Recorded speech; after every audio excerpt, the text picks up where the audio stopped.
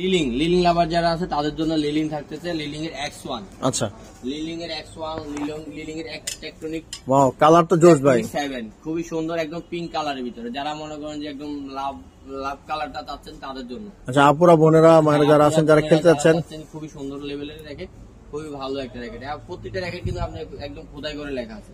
আচ্ছা, খুবই সুন্দর মানের একটা ভালো র্যাকেট। আর X1 এ তো কালার 3টা থাকতেছে।